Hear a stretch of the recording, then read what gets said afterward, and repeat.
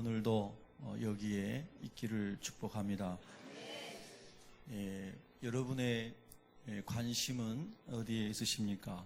또 다른 질문으로 여러분은 어떤 것들 때문에 고민하고 있으신 것이 있으십니까? 우리가 나라적으로 보면 지난 몇 주간 동안에 아마 우리가 개인적인 것도 있지만 우리 나라를 위해서 많이 또 염려하고 또 여러분들이 기도하신 줄로 믿습니다. 그것도 우리가 기도해야 되는 일이고 아주 중요한 일임에 틀림이 없습니다. 그러나 2000년 전으로 돌아가 보면 예수님께서 언제나 가장 관심을 가졌던 것은 여러분의 귀에 못이 박히도록 들으신 것처럼 이스라엘 사람들에게 있어서는 로마의 압박으로부터 해방되는 것이 주요 관심사였지만 예수님의 관심사는 그들이 죄로부터 해방되는 것이 예수님의 관심사였습니다. 그리고 그들이 예수님을 믿은 이후에 그들이 믿음을 잘 지키는 것이 예수님의 관심사였습니다. 나라의 억압적인 상황, 그리고 피폐해진 경제, 그리고 무너진 도성, 많은 어려움들, 실질적인 그들에게 근심거리들 많았음에도 불구하고 여전히 예수님의 관심은 그들이 예수님을 만나는 것이고 또 예수님을 만난 사람들에게 있어서는 그들이 믿음을 지키는 것이었습니다. 다른 말씀으로 드리면 오늘 우리가 만나는 개인적이고 가정적이고 나라적인 이런 모든 문제들이 중요한 것은 틀림없지만 더 본질적으로 중요한 것은 이런 많은 세상의 파도 속에서도 우리가 예수 그리스도를 여전히 그리스도로 고백하며 우리의 믿음을 지킬 수 있느냐 하는 것입니다. 세상은 더 많은 풍랑을 일으킬 수 있지만 많은 풍랑과 상관없이 여전히 우리의 영혼은 예수님 안에서 평안하고 하나님 나라의 소망 때문에 기뻐할 수 있느냐 하는 것입니다. 누가복음 22장 31절과 32절에 보면 예수님께서 아주 당당하게 예수님 저는 정말 생명 바쳐 예수님 사랑하고 예수님 따르겠습니다 라고 좀 과한 표현까지 하면서 주님을 따라가겠다고 말하는 베드로를 향해서 예수님이 그런 걱정 어린 말씀을 하셨습니다. 시몬아 사단이 밀가부르듯 하면서 너희를 찾고 있다. 내가 너의 믿음이 떨어지지 아니하도록 기도하였다. 네가 돌이킨 후에 그리고 다른 형제들을 굳세게 하여라. 이런 말씀을 예수님께서 하십니다. 즉 예수님의 관심은 베드로의 믿음이 떨어지지 않도록 기도하시는 데 있었습니다. 뿐만 아니라 여러분이 잘 아시는 누가복음 18장 8절에도 보면은 그 18장에 나오는 이야기는 과부가 많은 어려움을 당하던 중에 재판관에게 찾아가서 이 억울한 일을 좀 해결해 주세요 해서 강청함으로 말미암아 불의한 재판관일지라도 이 여인의 소원을 들어주었다. 이 말씀 끝자락에 주님이 하신 말씀이 인자가 올 때에 재림하실 때에 믿음이 있는 자를 보겠느냐 하시면서 삶의 문제를 가지고 강청하여 응답받은 그 자세로 사실은 우리에게서 이 믿음이 떠나가지 아니하도록 그렇게 믿음을 구하고 믿음을 붙잡고 믿음을 지키는 것이 얼마나 중요한 것인가 하는 것을 그 불의한 재판관의 비유 속에서도 또 믿음을 결과적으로 주님이 강조하시고 계십니다. 우리 주님의 관심은 예수님 오시는 그날까지 우리가 예수 그리스도 그분만을 정말 유일하신 주님으로 믿고 그 믿음을 지키고 주님 오신 날에 설 수 있느냐 하는 것이 주님의 관심사입니다. 목사님, 제가 지금 삶이 너무나 어려운데요. 너무 힘든데요. 그럼에도 불구하고 예수님의 관심은 우리의 믿음에 있습니다. 여러분 불편하시더라도 이 믿음에 관한 말씀을 여러분이 잘 영적으로 받아들이고 또 소화가 되셔서 여러분의 삶을 이끌어가는 능력이 되시기를 축복합니다. 오늘 누가복음의 말씀도 그런 말씀이죠. 자, 5장 이전의 4장에 보면 예수님께서 가버나움에서 이제 이 회당에서 가르치셨어요. 가버나움 회당에서. 지난번에도 말씀드린 것처럼 가버나움 회당은 꽤나 넓은 회당입니다. 그 회당의 정문에서 한 50m 정도 앞에 가면 시몬 베드로의 집이 있었습니다. 지금도 그 유적이 있지요. 그래서 아마도 시몬 베드로는 바로 집 앞에 있는 회당에서 늘 구약의 말씀을 듣고 선지서들을 들으면서 말씀에 대해서 많이 알고 있었다라고 우리가 생각할 수 있는 것이죠. 그래서 예수님께서 그 가버나움 회당에서 하나님 나라의 복음을 전파하시고 그리고 바로 앞에 있는 시몬의 집에 가셔서 열병으로, 말라리아 같은 그런 열병으로 죽어가는 시몬의 장모의 병을 고쳐주십니다. 그리고 그 사건이 있은 다음에 4장 마지막 단락에서 많은 사람들이 이 소문을 듣고 예수님을 찾아왔습니다. 그 중에는 귀신에게 사로잡힌 사람들이 여러 사람이 왔다고 기록되어 있습니다. 요즘 시대에는 우리가 귀신 들린 사람을 옆에서 보기가 쉽지 않죠. 그러나 우리나라도 3, 40년 전만 해도 귀신 들린 사람들이 동네에 이렇게 가끔씩 있었잖아요. 여러분, 이 귀신이 존재한다는 거 여러분이 믿으시나요? 예. 사실 많은 사람들은 육적인 것에만 관심이 있고 영적인 것에 관심이 없습니다. 그러나 너무나 분명한 사실은 귀신이 분명히 존재한다는 것이죠. 그래서 여러분이 밤길을, 어두운 밤길을 가실 때에 아무도 여러분을 따라오지 않은데 공동묘지 앞에 가면 두근두근하고 불안하고 두려워지죠? 왜 그러시는 거예요? 아무도 안 따라오는데. 그냥 어두워서요? 집에 있을 때는 어두워도 아무렇지 않잖아요. 예. 우리 사람 마음 가운데 어떤 사람이 그런 김성일이라는 그 작가가 그런 글을 썼죠. 예. 하나님을 잃어버리고 죄에 쌓여있는 인간은 항상 죄 속에서 숨어 살기를 원하고 도망하는 삶을 살기를 원하는 그런 마음이 있어서 밤중에 어두운 길을 혼자 갈 때도 불안하고 두려워한다. 이런 아주 그 소설 속에서 설명한 게 있습니다. 인간은 분명하게 영을 가진 영적인 존재인데 하나님의 말씀을 잃어버렸을 때에 영이 하나님과 관계가 단절된 거잖아요. 그래서 우리가 살아있으나 죽은 자 같이 살고 있지만 분명히 영적인 세계는 존재하고 있는 거죠. 그래서 예수님 믿지 않는 사람들도 누구누구 신위 해서 귀신 신자를 써놓고 거기 신주를 모시고 제사를 드립니다. 그래서 고린도전서 10장 10절에는 그렇게 말씀했죠. 우리가 조상에게 제사하는 것은 귀신에게 하는 것이다. 이렇게 말씀한 거잖아요. 그리고 사람들이 이 귀신 이야기를 참 많이 합니다. 실질적으로 생활 속에서. 그리고 귀신을 쫓아내기 위해서 많은 돈을 주고 부적을 사가지고 어떤 사람은 지갑에다도 부적을 가지고 다니고 어떤 사람은 사업장에 금고 안에다도 부적을 붙여놓고 어떤 사람은 잠자는 베개 속에다가도 부적을 붙여놓고 여러 가지 그 귀신의 세계에서 두려워하면서 사람들이 살아가요. 그러면서도 예수님에 대해서, 영적인 세계에 대해서, 성령에 대해서, 하나님 나라에 대해서 얘기하면 또 그쪽 세계에 대해서는 귀를 막으려고 해요.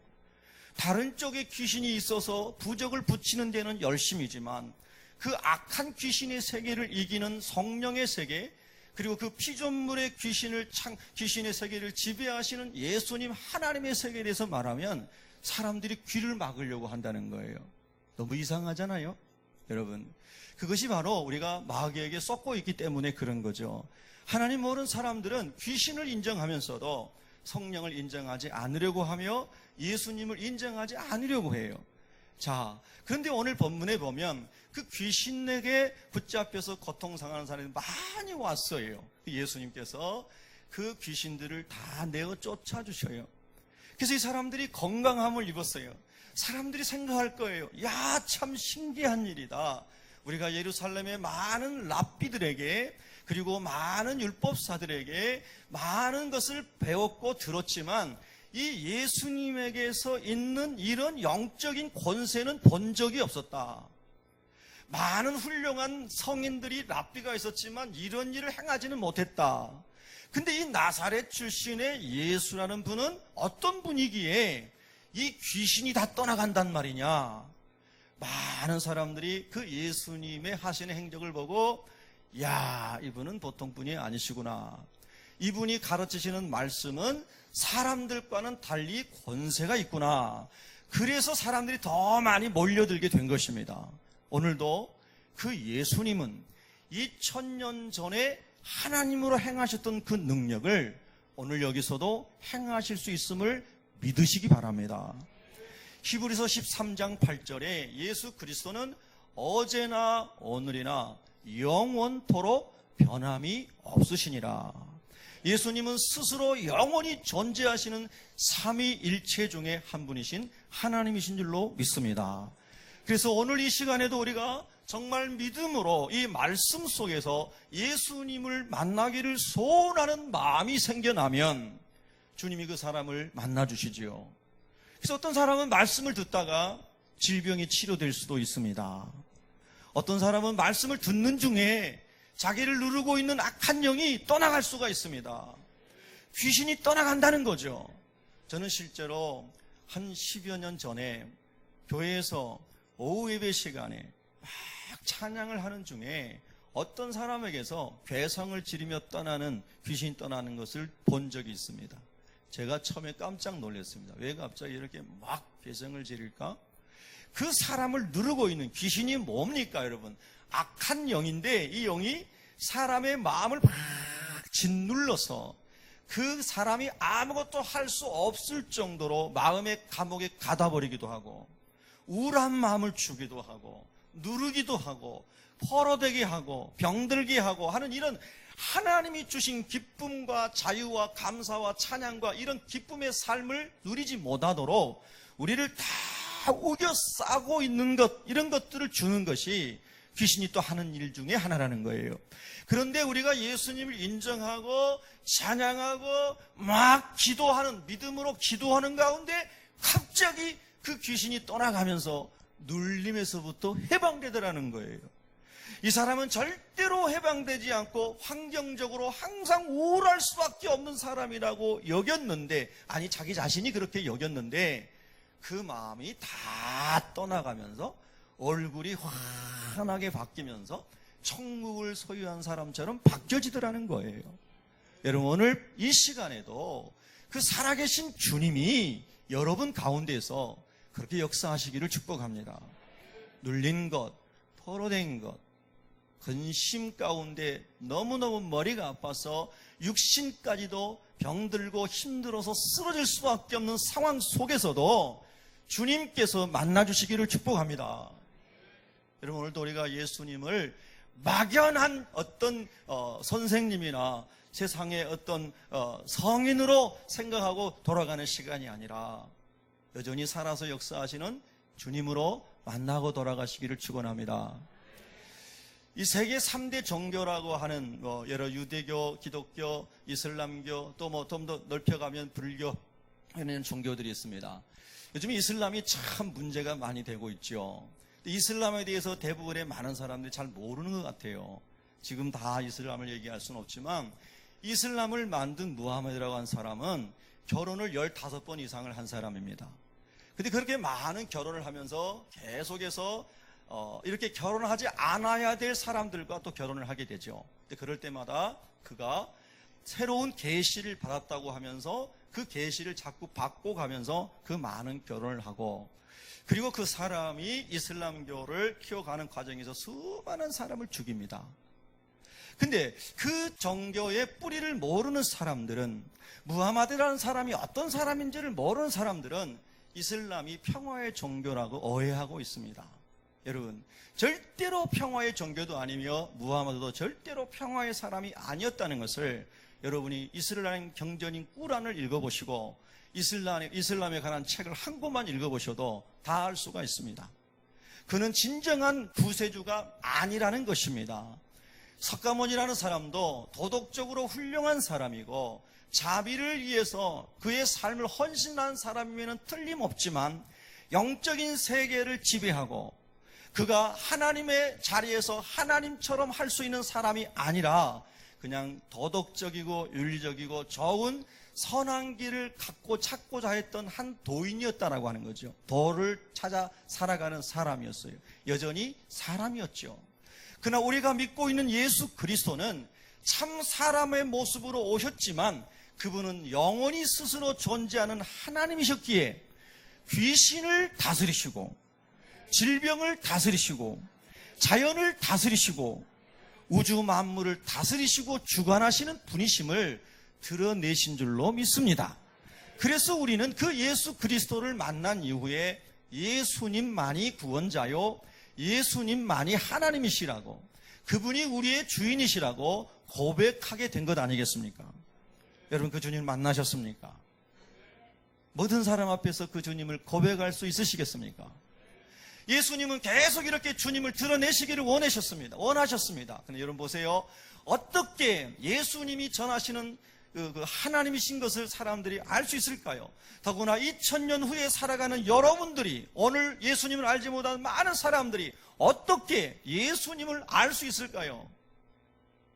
다른 말로 어떻게 예수님이 구원자라고 하는 믿음을 가질 수가 있을까요? 예수님 시대에 비해서 지금은 그런 많은 기적들도 더 많이 일어나지 않습니다. 과거에는 병원 시설도 부족했습니다. 감기만 걸려도 주님께 기도했습니다. 열만 나도 주님께 기도했어요. 그래서 많은 애들을 경험했습니다. 그러나 지금은 많은 경우에 의학을 통해서 우리가 쉽게 치유를 받습니다. 그래서 기도하고 하나님을 찾는 것이 그만큼 더 줄어들었다는 것이고 간절한 믿음이 그만큼 더 약해졌다는 의미이기도 합니다. 여러분 어떠십니까? 그러나 우리가 예수님을 믿고 믿음을 가지는 과정은 2000년 전이나 지금이나 동일합니다. 오늘 성경 말씀 보면 예수님께서 하나님의 말씀을 가르치시니 사람들이 들었다 하셨습니다. 그럼 이 하나님의 말씀이 뭘까요? 예수님이 하나님이시기 때문에 예수님이 하시는 말씀이 곧 하나님의 말씀이다라는 뜻도 됩니다. 그런데 이 하나님의 말씀의 내용은 무엇일까요? 그 4장의 위로 올라가 보면 예수님께서 하나님 나라의 복음을 가르치셨다 말씀하셨습니다. 그럼 예수님께서는 하나님 나라에 대한 말씀을 계속해서 말씀해 주셨는데 로마서 10장 17절에 보니까 믿음은 어디서 생기는가? 믿음은 기적에서 생기는가? 믿음은 깨달음에서 생기는가? 믿음은 어디 지식에서 생기는가? 믿음은 들음에서 생기는데 그 들음은 무엇인가? 철학책인가? 그 들음은 무엇인가? 하나님의 말씀, 그리스도의 말씀으로 말미암았느니라. 2000년 전이나 지금이나 우리가 예수님이 그리스도이심을 알게 하고 하나님의 나라가 있음을 믿게 하는 그 믿음은 하나님의 말씀을 들음으로 말미암아 믿음이 생기도록 하는 것이 하나님의 법칙이라는 겁니다. 하나님이 세워놓으신 원리라는 겁니다. 그래서 그 전에 2000년 전에 기적을 보고 예수님을 믿는 사람들도 있었지만 기적을 보지 않고도 하나님 나라에 관한 예수님의 말씀을 듣고도 믿는 사람들이 많아졌다는 것입니다. 오늘도 마찬가지입니다. 오늘도 예수님 만나기 전에 어떤 사람은 기적을 체험한 사람이 있습니다. 예수님 믿은 이후에도 그런 일을 경험한 사람들이 있습니다. 우리 새빛교회에서도 그런 일들이 종종 일어났습니다. 그러나 그것과 상관없이도 하나님의 말씀을 마음을 열고 인격적으로 사모하는 마음으로 가난한 심령으로 들으려고 할 때에 믿음이 온다는 것입니다. 믿음은 하나님의 선물입니다. 그래서 하나님의 말씀을 듣는 자에게 아하, 예수님이 하나님이시구나. 인간은 하나님이 창조하셨구나. 인간에게 이렇게 죄가 많고 전쟁이 많고 그리고 사망에 이르고 이렇게 되는 모든 것이 죄로부터 왔다고 했는데 이것이 맞구나 하는 것이 세상의 어느 학자들도 풀어줄 수 없는 것이 성경을 읽으니까 다 답이 있더라는 겁니다. 여러분도 그 답을 찾으셨어요? 성경 안에서 답을 찾으셨습니까? 그렇게 주님의 말씀을 듣다 보니 하나님 나라에 관해서 영적인 세계에 대해서 예수님 계속 말씀하시니 그게 믿음으로 무리들 가운데에 그리고 이 갈릴리 어부들 가운데 믿음으로 그들 영혼 속에 채워지기 시작했다는 거예요. 여러분, 자꾸 하나님의 말씀을 읽고 듣고 사모하시기를 축복합니다. 여러분, 정말 주님 만난 경험이 있으시다면 그 주님 만났을 때의 기억을 되살려 보시기 바랍니다. 아마도 그때는 여러분들께서 많이 갈급해하며 기도하셨고, 말씀을 정말 꿀보다도 더 달게 사모하셨고, 간절하게 주님을 찾았던 시간들이 있으셨을 겁니다. 그런데 그 은혜들이 다 상실되고 이제는 그렇게 간절하게 기도하지 않아도, 그렇게 사모하며 말씀을 읽지 않아도 내 삶은 여전히 다 평안하고 안전하다고 생각하여 여러분의 믿음이 너무나 멀리 주님으로부터 떠나서 있지 않는지 한번 돌이켜보시기 바랍니다. 이번에 우리나라에서 일어나는 이런 많은 기도 제목들을 보면서도 지난 금요일 기도회 때도 열심히 우리나라를 위해서 우리가 기도했습니다.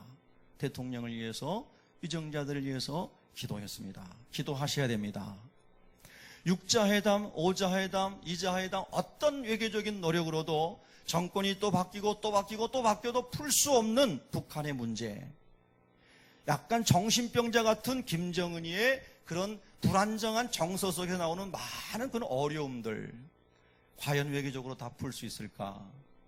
사람의 생각으로는 할 수 있는 외교와 정치력을 다 동원해서 그쪽에서 일하는 사람들은 그렇게 하셔야 되겠지만, 그러나 우리 예수 믿는 사람들은 그것과는 또 별개로, 하나님, 밤이 맞도록 그물을 내리는데 한 마리도 잡지 못했던 베드로, 문제 해결을 보지 못했던 그 사람, 주님이 찾아오셨듯이 많은 외교적인 노력과 많은 사람들의 헌신에도 불구하고 여전히 저렇게 엉망진창인 북한 땅과 이 땅을 하나님 불쌍히 여겨주시고, 이 대한민국이라고 하는 뱃속에 주님이 오시옵소서.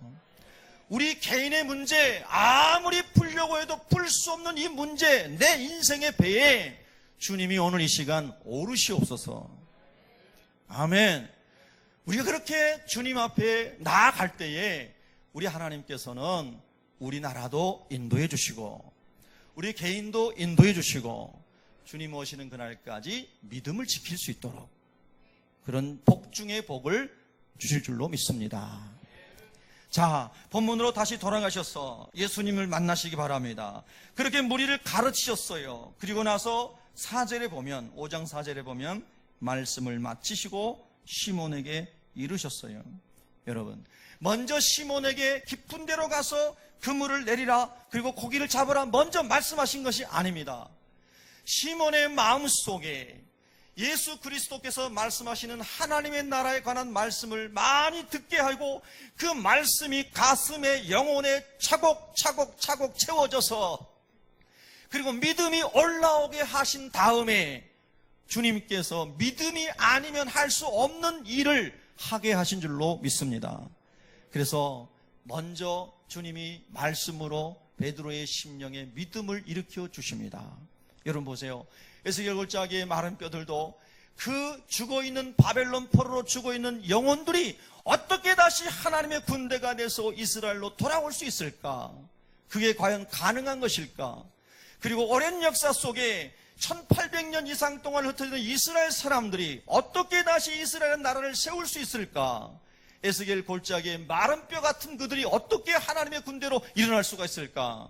인간적인 생각으로는 100% 불가능한 것입니다. 그런데 하나님께서 말씀하십니다. 그들에게 내 말을 대언하라. 하나님의 말씀을 대언하라. 그리고 생기를 불어넣어라. 할렐루야. 하나님의 말씀과 생기인 성령께서 역사하시니 바벨론 포로 속에서도 그 말씀과 성령과 동행했던 하나님의 사람들에 의해서 포로기에서 사람들이 돌아옵니다. 오랜 세월 동안 흩어졌던 이스라엘 사람 중에 그 말씀과 하나님의 말씀을 붙들었던 사람들에 의해서 이스라엘이 독립이 됩니다. 그리고 구원하는 사람들이 일어납니다. 지금도 여전히 하나님의 말씀은 능력이 있습니다. 하나님의 말씀은 살았고 능력이, 원동력이 있습니다. 좌우의 날섬 건과 같이 예리합니다. 그래서 이 시간도 주님 앞에 나가고 주님을 만나기를 원하는 사람을, 치유받기를 원하는 사람들을 주님이 치료하심을 믿습니다. 성령의 검으로 영과 혼과 육이 거룩해지고 영과 혼과 육의 질병이 치유되는 그런 해가 지금 일어나기를 축복합니다. 지금 일어나기를 축복합니다. 아멘. 여러분, 참 놀라운 일들입니다. 그래서 주님이 말씀을 먼저 가르치신 다음에 시몬에게 말씀하십니다. 깊은 데로 가서 그물을 내려 고기를 잡으라. 늘 여러분이 들으신 말씀이지만 물고기를 잡는 것에 대해서는 베드로가 전문가입니다. 그의 지식과 그의 경험은 무궁무진합니다. 갈릴리 바다, 작은 바다가 아닙니다. 갈릴리 바다는 옆으로 동서로 긴 쪽이 22km가 넘습니다. 여기서 파주 출판단지까지 대략 15km 정도 됩니다. 25km라면 22km 하면 여기서 그보다 훨씬 먼 거리입니다. 통일동산, 뭐 그 정도, 뭐 상당히 먼 거리입니다. 그런데 그렇게 큰 갈릴리 호수지만 평생을 거기서 고기 잡으며 잔뼈가 굵었던 베드로는요, 그 바다를 샅샅이 알고 있습니다. 밤새도록 거기서 자기 혼자만이 아니라 그 고기잡이의 전문가들인 자기 동업자들과 함께 고기잡이를 하였는데 한 마리도 잡지 못했습니다. 그 당시에는 뭐 쌍그리 어선이나 뭐 그런 안강만 어선이나 뭐 그물이나 이런 게 아니라 던져가지고 가라앉아서 그 안에 잡힌 고기를 끌어올리는 그런 시기였죠. 근데 생각해 보세요. 배로 쌍그리로 끌은 그것도 힘든 일인데 밤새 그물을 던지고 잡아 올렸는데 한 마리도 없고 또 던졌는데 한 마리도 없고 날이 새도록 했는데 한 마리도 잡히지 않았어요. 여러분, 우리의 인생 가운데서도 우리가 땅의 일을 하면서도 또 어떤 일을 하면서도 이렇게 낭패와 실망과 좌절감 속에 더 이상은 내가 그물을 던질 힘이 없는 지경에 처해 있을 때 있지 않으셨습니까? 어쩌면 우리나라의 지금 외교적인 것도 그렇지 않습니까? 많은 노력을 했겠죠. 비난하는 사람도 있겠지만 당국자들은 최선을 다하고 있겠죠. 어느 시대에나. 홍 장관의 입술을 다 튼 거 보니까 그 장관님도 고생을 많이 한 것 같습니다.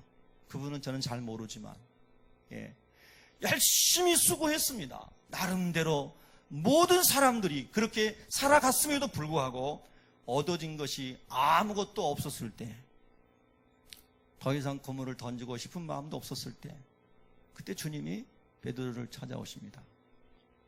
시몬아, 내가 네 배를 빌리고 싶다. 여러분, 나 기분 나빠 죽겠는데요. 나 지금 한 발짝도, 아니 무릎도 일으킬 수 없습니다. 근데 내 배를 또 띄워가지고 바다에 띄우라고요? 말씀을 먼저 듣지 않았으면 시몬은 그렇게 대답했을 겁니다. 근데 예수님께서 하신 하나님의 말씀을 듣고 나니까 힘없는 무릎에 힘이 생긴 줄로 믿습니다. 답답한 심령이 내가 할 수 있는 거 다 해봤는데 안 됐다.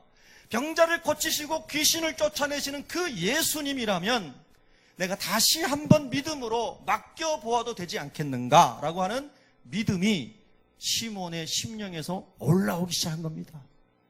여러분, 살 소망까지 끊어져서 나는 모든 것을 포기하고 싶습니다라고는 절대 절망 가운데 있는 어떤 영혼에게 오늘 주님이 그 배에 오르시기를 축복합니다. 주님, 내가 지금 자살하고 싶지만, 내가 지금 확 그냥 불을 지르고 죽고 싶지만, 그러나 주님, 주님께 제 인생을 한번 맡겨보겠습니다. 이제까지 제 노력과 제 힘으로 살아왔는데 아무것도 된 것이 없었는데 이제 주님을 제 인생의 배에 모셔드리겠습니다. 주님, 제 인생에 개입해 주세요. 제 인생의 배에 올라타 주세요. 그리고 내 인생의 배를 주님이 선장되셔서 항해해 주세요. 베드로가 그런 마음이죠. 그래서 그의 배를 예수님께 내어드립니다. 그리고 예수님께서 말씀하시고 베드로에게 가서 그물을 깊은 데에 내려서 고기를 잡으라고 합니다. 여러분 5절을 읽겠습니다. 5절 시작. 시몬이 대답하여 이르되 선생님 우리들이 밤이 새도록 수고하였으되 잡은 것이 없지만은 말씀에 의지하여 내가 그물을 내리리다 하고. 아멘. 여러분 말씀을 따라 살아가고자 하는 믿음이 지금 생겨나시기를 축복합니다. 어떠한 환경에 처했든지 그 모든 환경을 뛰어넘고 내가 주님 앞에 말씀 앞에 내 인생을 맡기며 주님 말씀을 따라 한번 그물을 내려보겠습니다 라고 하는 믿음이 일어나시기를 축원합니다. 그 사람에게는 소망이 있습니다. 그 사람에게는 주님이 귀를 기울여 주십니다. 여러분요, 사모하는 사람이 주님 만납니다. 구하고 찾고 두드리는 자가 주님의 응답을 받는다고 했습니다. 그래서 베드로가 그렇게 반응합니다. 그렇게 하니 6절 읽습니다. 시작. 그렇게 하니 고기를 잡은 것이 심히 많아 그물이 찢어지는지라. 7절. 이에 다른 배에 있는 동무들에게 손짓하여 와서 도와달라 하니 그들이 와서 두 배의 채움에 잠기게 되었더라. 아멘. 우리는 기복을 추구하는 기복주의자는 아니지만 하나님의 영광을 위하여 선한 청직으로 살기를 소원하는 여러분들에게 때로 하나님께서 이런 피할 길을 주시기를 소망합니다. 여러분의 사업장이 여러분의 정욕을 채우기 위한 수단으로서 번성이 아니라 하나님의 나라를 위한 도구로서 때로는 하나님 이렇게 부어주시는 은총이 있기를 축복합니다. 아니 목사님 나는 그런 거 싫습니다. 내 노력으로 살겠습니다. 혹 그렇게 교만한 마음이 있는 사람일지라도 하나님이 긍휼을 더하셔서 복을 주시기를 축복합니다.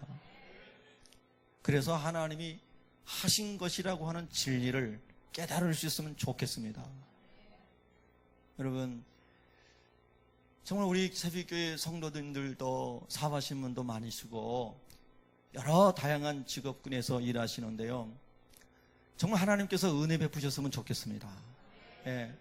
야곱에게 점 있고 아름지고 검한 것 검둥이에도 검한 검정색의 양과 염소를 낙타를 소를 많이 주신 그 하나님이 여러분들에도 은혜 베푸시기를 축복합니다. 아멘. 선한 일을 위하여, 하나님의 나라를 위하여, 영혼을 살리고 병든 자를 치유하고 옥에 갇힌 자를 섬기고 가난한 자를 구제하고 잃어버린 청소년들을 주께로 돌아오게 하고 수많은 하나님 나라의 영광스러운 일을 위하여 때로는 주님이 여러분에게 물권도 허락해 주시기를 기도합니다. 여러분 오늘 본문의 핵심은 8절에 있다는 것을 여러분이 잘 아시죠? 자, 8절을 읽겠습니다. 시작. 시몬 베드로가 이를 보고 예수의 무릎 아래에 엎드려 이르되 주여 나를 떠나소서 나는 죄인이로소이다 하니. 아멘. 이게 오늘 본문의 중요한 키센텐스입니다. 여러분 베드로의 관심은 고기를 잡는 것이었고 거의 모든 사람의 인생의 목적은 돈을 버는 것이고 세상에서 출세하는 것입니다. 잘 먹고 잘 사는 것입니다. 참 진실한 그리스도인들은 기도도 고민이 많습니다. 예. 여러분도 실제로 그러시잖아요. 우리가 함부로 누구를 저주할 수 없잖아요. 예. 하나님과 원수되었던 우리를 예수 그리스도의 십자가의 대속으로 우리를 구원해 주셨잖아요. 예. 하나님이 어떻게 하실지는 하나님의 주권에 달려있는 것이지만 우리의 기도는 그렇다는 것입니다. 여러분 이렇게 세상적인 것만을 추구하며 살아갔던 많은 인생들이, 베드로도 그런 사람 중에 한 사람이었습니다. 시몬도. 근데 이 사람이 갑자기 세계관이 바뀝니다. 인생관이, 물질관이 다 바뀝니다. 그 많은 고기 2배가 가라앉을 정도로 잡힌 고기를 보고 오 하나님 감사합니다, 예수님 감사합니다 하면서 춤을 춰야 될 텐데 그 잡힌 고기에는 아무 관심도 없고 이런 생각이 문득 들었죠. 와, 이 갈릴리 바다를 다 샅샅이 아시는 주님이, 하나님이신 그분이, 물고기가 어디서 헤엄치고 있는지를 다 아시고 이곳에 몰아서 우리 그물 속에 들어오게 하신 그 예수님이 내가 지금까지 살아왔던 인생 속에서 저질렀던 모든 죄와 허물도 지금 다 보고 계시겠구나. 내 속에는 모든 죄와 허물이 지금 적나라하게 주님 앞에 전부 드러났구나. 어찌할꼬? 이 부끄러움을 어찌할꼬? 이 악함을 어떻게 감출 수 있을꼬? 그것이 갑작스럽게 베드로가 깨달아지는 깨달음이었죠. 이분이 하나님이시구나. 이분이 우리의 생각도 다 아시고 나의 마음도 다 아시고 과거에 내가 했던 많은 악한 말들, 음파가 다 흩어져서 지금 내 귀에 들리지 않지만 그러나 주님은 그것까지 다 아시고 기록해 놓으시고 아시는 그 주님이, 무화과나무 아래 있는 나단 아래 10년까지 다 아시는 그분이 나를 송두리째 알아버리셨구나. 어찌하면 좋을꼬? 너무너무 두려움이 밀려왔습니다. 이젠 거기가 중요한 것이 아니었습니다. 주님, 거룩하신 하나님 앞에서 그가 모세오경과 선지서를 통했던 그 하나님, 그 거룩하시고 영광스러운 그분이 육신을 입고 지금 내 앞에 계시면서 내 앞에서 자신을 드러내시는 영광스러운 그 주님 앞에서 시몬이 두려워 떨며 엎드려 꼬꾸라지는 것입니다. 인생의 발견입니다. 자기 자신의 발견인 것이죠.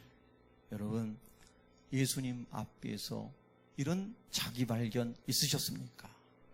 여러분, 예수님 믿으신 이후에 여전히 우리는 많은 것을 얻으려고 하는 소유의 관점이 아니라 어떻게 하나님 앞에서 내 모습이 거룩하고 그리고 주님을 닮은 사람으로 설 수 있을까에 대하여 여전히 우리가 거기에 관심이 있으십니까?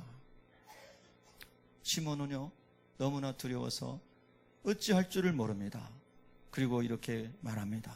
고백이죠. 자백입니다. 주여 나를 떠나소서, 나는 죄인이로소이다. 우리 다 같이 한번 읽겠습니다. 시작. 주여 나를 떠나소서, 나는 죄인이로소이다 하니. 아멘. 아마도 이랬을 것 같아요. 옆에 있는 동업자들이, 이봐 시몬, 당신이 무슨 죄인이야? 예루살렘에 가봐. 당신보다 훨씬 크게 더 큰 죄를 많이 짓고 여리고의 세리장을 찾아가봐. 얼마나 많은 죄를 지어. 당신이 이곳에서 물고기 잡아가지고 겨우 처자 먹이려고 하는 것 중에 조금이라도 혹시 속이고 했는지 모르지만 그 많은 죄를 지은 사람에 비하면 당신이 무슨 죄를 지었어? 이렇게 말했을 수도 있어요. 근데 여러분요, 이 시몬은 옆에 동업자들이 있습니다. 그리고 바로 건너편에 그 넓은 들판에 많은 무리들이 그 작은 배를 집중하여 보고 있습니다. 근데 그 자리에서 그가 고백하는 겁니다. 나는 죄인입니다. 나를 떠나주세요. 다시 말하면 시몬의 고백은 진실하고 인격적인 죄의 자백이었다는 겁니다.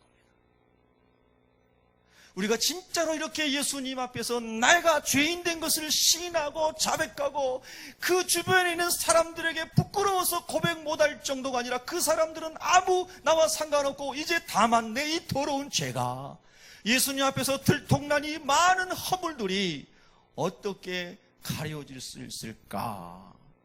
이 영광스럽고 거룩하신 주님 앞에서 내가 얼마나 추한 사람인가? 그것 때문에 부들부들 떨고 있는 사람이 시몬이었습니다. 어쩌면 우리가 주님 오시는 그날까지 늘 이 주님 앞에 서 있어야 한다고 생각합니다. 아멘. 주님, 나를 떠나주세요. 나는 죄인입니다.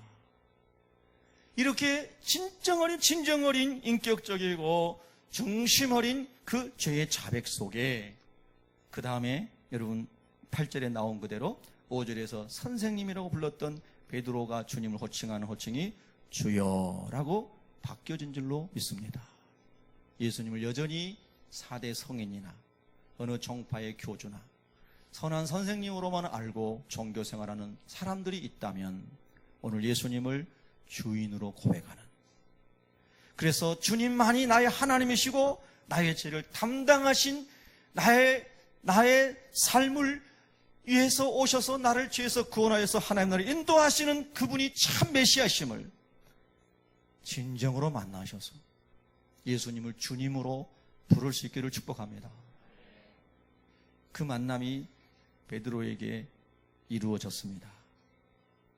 인생의 축복 중에 가장 위대한 축복입니다. 예수님 만나셨습니까? 예수님을 주님으로 만난 사람은요, 두려움이 없습니다. 전쟁이 일어날지라도, 원수가 쳐들어와서 진을 칠지라도 예수 안에 있는 사람은 마음이 평안하고, 예수 안에 있는 사람이 하나님 나라의 소망 중에 찬송하면서 기뻐하며 춤을 추며 주님 오심을 기다리며 살아가는 그런 사람이 될 줄로 믿습니다. 시몬은 그 예수님을 지금 여기서 고백하고 있는 것입니다. 10절 읽겠습니다. 10절 11절 시작. 세베대의 아들로서 시몬의 동업자인 야고보와 요한도 놀랐습니다. 예수께서 시몬에게 이르시되 무서워하지 말라. 이제후로는 내가 사람을 취하리라 하시니 그들이 베드로를 육지에 대고 모든 것을 버려두고 예수를 따르니라. 아멘. 시몬은 특별한 주님의 콜링, 부르심을 받았습니다. 그것은 뭐냐 하면 이제 너는 땅에 있는 고기를 잡는 삶에서 사람들을 하나님 나라의 천국 복음으로 이끄는, 사람을 취하는 마태복음 4장 19절의 말씀처럼 사람을 낚는, 영혼을 추수하는 사람으로 살아가도록 하여라 하고 특별한 소명을, 모든 사람에게 주신 하나님의 명령이지만 베드로에게 특별하게 주님께서 이런 엄청난 하나님의 비전을 보여주시고 맡겨주셨죠. 이제후로는 내가 사람을 취하리라. 여러분, 천하보다 귀한 사람을 천국 복음으로 하나님 나라에 인도하는 것이 사람이 할 수 있는 가장 복된 일인 줄로 믿으십니까? 그 사명을 주신 것입니다. 그랬더니 선생님에서 주님으로 예수님을 만난 베드로가, 그리고 그의 동업자들이 베드로를 육지에 대고 모든 것을 버려두고 예수를 따르니라. 그 많은 고기들, 배, 그물, 가족, 우선순위에서 다 밀려났습니다. 영혼을 구원하기 위해서 모든 것을 버려두고 예수님을 따르니라. 여러분, 예수님을 따른다는 것은 진정한 주님이라고 하는 고백 위에서 그 주님을 만난 다음에 주님을 따르는 역사가 일어나고 있습니다. 오늘 저와 여러분에게도 이 은혜를 주님이 한 번 더 부어주시기를 축복합니다. 기도하겠습니다.